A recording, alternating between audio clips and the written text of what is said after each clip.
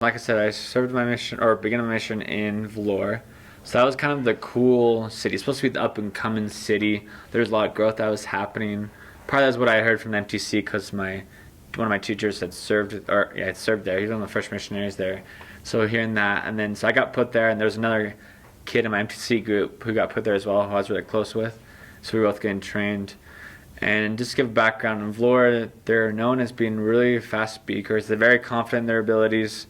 And Albanians in general, if you make mistakes, they'll generally point it out.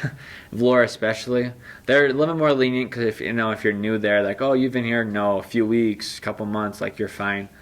But generally, so Vlore is also, it's on the beach, so it's a very nice area. I was there during the winter, so it wasn't as populated as say it would be in the summer. But so that's just kind of the general idea. It's a very nice, warm place. It's kind of weird. How do I describe it?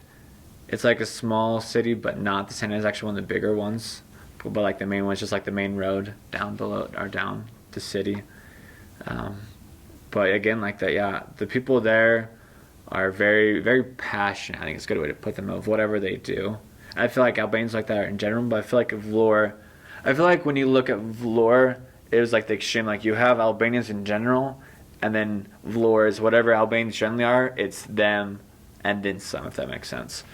And so they, for example, they're very passionate on whatever it is. If they're passionate about politics or whatever the case was, they're just very passionate, very friendly people. And it was really cool because Florida will always be a special place in my heart because it was my first area, and it was like where I was born, quote unquote, as a missionary. And honestly, as success-wise, my companion, we didn't have a whole lot of success, but I made a lot of good memories with the members that I served there. There was one family in particular, the Demiri family. They were new members, and they were.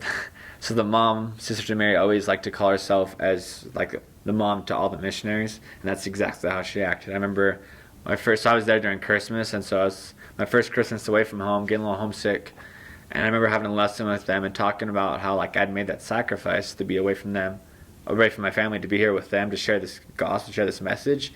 And that's when like I just started crying, just realizing, because like she talked about how grateful they were for us and all this stuff. And it was just, I think, one of my first real moments on my mission that I felt the members' love as well as God's love, just recognizing that I was there for them and that they were a family away from home. That, yeah, I missed my family, but they were a very special place in my heart.